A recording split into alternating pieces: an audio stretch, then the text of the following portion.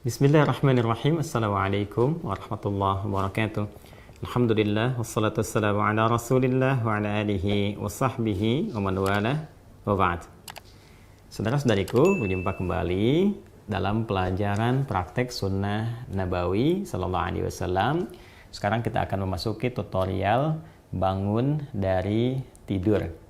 Untuk itu, kita akan coba melacak bagaimana Nabi SAW menunjukkan kepada kita tata cara bangun dari tidur, sehingga dengan mengikuti tuntunan itu, kegiatan kita bangun dari tidur mendapatkan penilaian ibadah di sisi Allah Subhanahu wa Ta'ala. Baiklah, untuk bisa memberikan gambaran lebih rinci akan praktek yang akan coba kita pelajari bersama, referensi pertama kita akan hadirkan melalui kitab Sunan Abu Daud. Ini kitabnya ya. Sunan Abu Daud di nomor hadis 1367 ya. Nomor hadis 1367. Jika kitabnya sama dengan kami, ini nanti ada di halaman 187. Kitabnya ini cetakan dari Darul Alamiyah ya. Jadi kalau nanti sama kitabnya dari cetakan Darul Alamiyah Linashri wa Tauzi' ada di halaman 187. Tapi kalaupun berbeda cetakan bisa dilihat di nomor yang insya Allah ini akan lebih mudah ditemukan, yaitu nomor hadis 1367. Baik, mari kita simak terlebih dahulu seperti apa gambaran di hadisnya. Kemudian nanti kita akan coba tampilkan juga di kitab yang lain yang memberikan kelengkapan pada pelajaran kita di tutorial kali ini.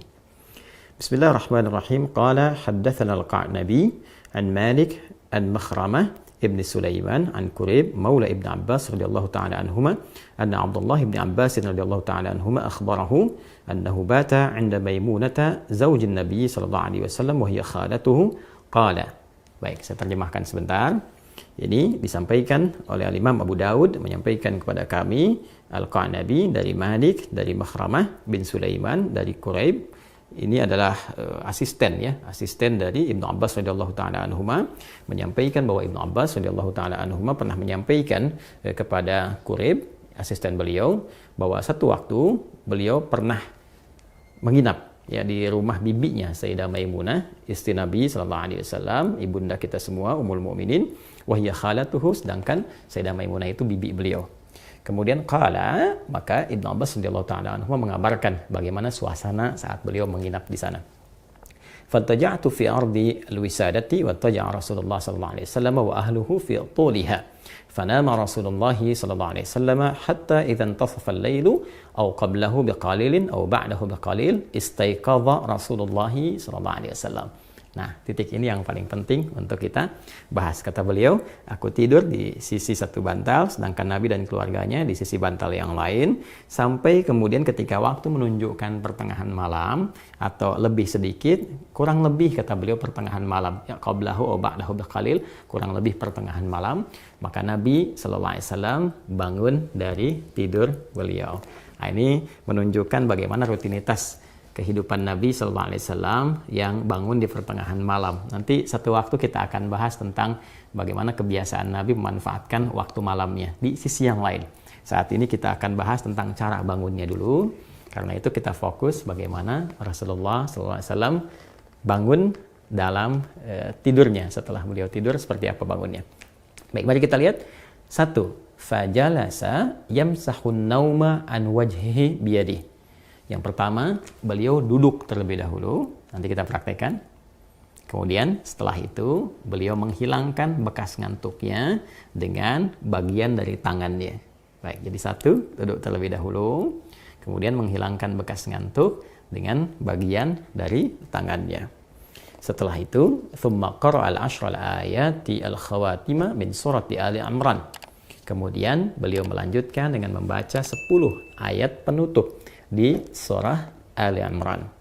Kemudian setelah itu, thumma qama ila syandin mu'allaqah, lalu beliau pergi, ya bangkit dan pergi ke satu tempat tertutup. Di sini yang dimaksudkan seperti toilet ya atau kamar mandi. Fatawadda'a minha fa ahsana wudu'ahu thumma qama yusalli. Baik, kemudian setelah itu beliau berwudu, menyempurnakan wudunya dan bersiap menunaikan sholat malam. Saya coba cukupkan dulu sampai redaksi ini karena selanjutnya terkait dengan sifat sholat malamnya Nabi Sallallahu Alaihi Wasallam. Ini terkait dulu dengan tata cara bangun tidurnya Nabi Sallallahu Alaihi Wasallam. Jadi yang pertama, kalau kita tutup dari kitab yang pertama di Sunan Abu Daud, nomor hadis 1367, maka saat bangun dari tidur yang dilakukan oleh Rasulullah Sallallahu Alaihi Wasallam pertama duduk terlebih dahulu. Ya, jadi kalau kita praktekkan misalnya teman-teman sekalian. Ini saya pindahkan dulu kitabnya karena ini nanti hal juga yang melengkapi dari pembahasan kita. Bismillah. Ini saya mudahkan dulu ya. Nah ini kalau kita misalnya ambil posisi tidurnya seperti ini. Nah ya. Nah, kemudian setelah itu bangun. Nah, tentunya ini boleh jadi ketiduran ya. Peci dengan kacamata. Tapi di luar yang normal kan peci kacamata itu terlepas ya. Jadi kalau kita bangun, ya, misalnya seperti ini. Kemudian bangun dari tidur, maka sunnah nabinya. Nah ini duduk terlebih dahulu. Ya duduk dulu. Nah menenangkan diri dulu. Ya jadi duduk ini bisa mengondisikan keadaan kita tenang terlebih dahulu. Aliran darah berlangsung dengan baik. Kemudian juga ya perasaan yang mungkin juga agak sempoyongan, belum stabil, ya kan? Kita stabilkan terlebih dahulu. Nah, jadi tidak dianjurkan bangun langsung berdiri atau bahkan ke kamar mandi atau tergesa-gesa, tidak. Kita mengambil keseimbangan diri dulu, biarkan darah mengalir dengan nyaman, nafas teratur, duduk terlebih dahulu. Oke? Nah, lantas setelah itu, maka Nabi menuntunkan supaya menghilangkan bekas ngantuk dulu, ya, dengan bagian tangan dari itu. Wa masaha biyadihi min athari naumihi. Jadi kita menghilangkan bekas ngantuknya dengan bagian tangan yang diduga bersih, gitu ya. Nah, jadi nanti ada di hadis lain bahwa saat bangun tidur nanti saat bersamaan kita akan wudhu, kita dianjurkan untuk cuci tangan terlebih dahulu, ya kan? Karena tidak menduga di bagian mana tangan ini bisa menyentuh hal-hal yang mungkin kotor. Tapi kita bisa menilai dan menduga dengan kuat di bagian tangan mana yang sekiranya bersih untuk kita gunakan untuk menghilangkan bekas ngantuk. Misal seperti ini, gitu kan? Nah, atau kalau kita duga baik, bersih, kita gunakan seperti ini juga. Nah, apa tujuannya? Pertama untuk membangun kesadaran terlebih dahulu. Ya, sebelum kita berdoa atau sebelum membacakan ayat-ayat atau kalimat thayyibah, supaya doa yang dibacakan, ayat-ayat Quran yang dibacakan, kemudian nilai-nilai spiritual yang dimohonkan kepada Allah itu tersambungkan dengan khusyuk. Ya, bisa khusyuk, bisa benar, terasa dalam jiwa. Karena beda rasanya ketika Anda bangun tidur masih ngantuk berdoa misalnya. Doa bangun tidur gitu kan, atau baca beberapa ayat dari Al-Quran itu rasa kejiwaannya akan berbeda dibandingkan ketika Anda menghilangkan rasa kantuk, ya, kemudian sudah mulai agak fokus, sudah lebih baik, ya. Kadang-kadang kan ada yang baru begini, bangunnya jam 3 kan, tapi yang begini, tiba-tiba lihat jam, udah jam 4, ternyata 1 jam nggak sadar begini kan.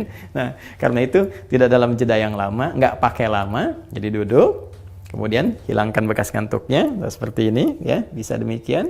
Setelah kita duga cukup baik, kita hilangkan bekas ngantuk, maka di Sunan Abu Daud tadi menunjukkan kepada kita membaca 10 ayat penutup di surah Ali Imran.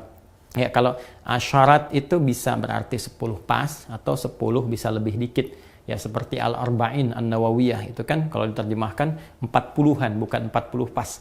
Ya, karena di situ ada 42 hadis walaupun kita sebutnya arba'in. Di asyarat di sini bisa juga diartikan misalnya 10 lebih sedikit atau misalnya kita ambil 11 lah ya dari ayat 190 misalnya sampai dengan ayat ke-200.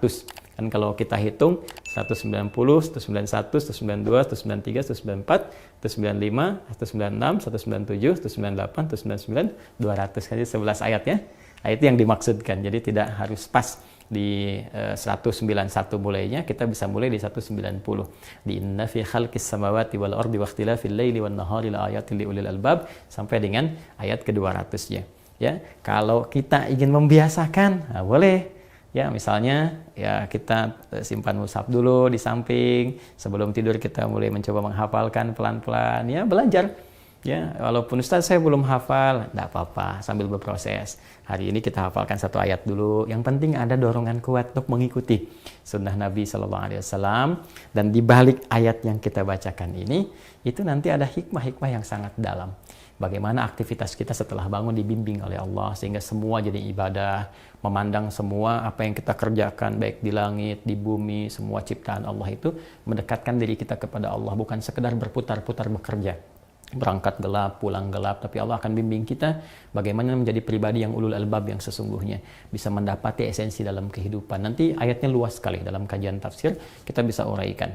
Jadi kita ambil dulu, duduk, hilangkan bekas ngantuk, membaca kurang lebih 11 ayat di penutup surah Ali Imran, sambil belajar, boleh satu ayatnya. Kalau belum misalnya menghafal ya bertahap kita lakukan. Kemudian seperti kita ketahui, ada doa juga kan yang sering kita bacakan ya. Masih ingat kan doanya?